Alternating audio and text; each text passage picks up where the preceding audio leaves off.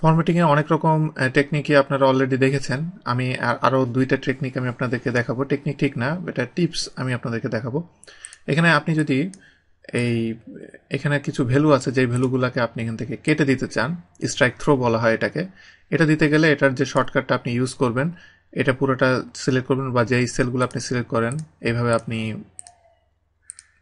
এই ভ্যালুগুলো আমি সিলেক্ট করলাম, করার পরে Ctrl+5 দিলে দেখেন যে এগুলো কিভাবে এখান থেকে কেটে গেল।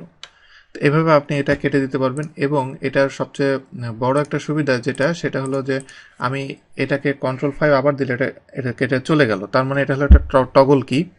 তো এভাবে আপনি বারবার দিলে একবার আসবে একবার যাবে। এরপরে আপনারা নর্মালি সবাই যারা নিউ ইউজার তারা নর্মালি এই জিনিসগুলো খুব বেশি ইউজ করে। যেমন এখানে এটা হলো নতুন এক্সপিরিয়েন্স, সবাই যারা এটা ইউজ করে।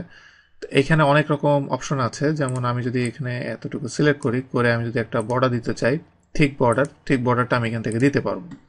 এবং আমি যদি একটা থিন বর্ডার দিতে চাই, সেটা শর্টকাট Ctrl+Shift+End, দেখেন এটা থিন বর্ডার হয়ে গেল।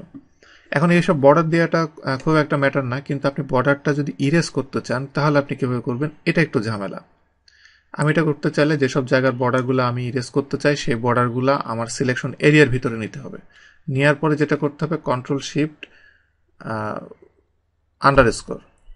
এটা দিলে দেখেন যে বর্ডার যেগুলো ছিল এই সিলেকশন এরিয়ার ভিতরে সবগুলো চলে গিয়েছে। তো এটা খুবই হ্যান্ডি একটা শর্টকাট। এটা মানে আমি নিজেও যখন এক্সেলে কাজ করি এটা আমার খুব বেশি দরকার হয়।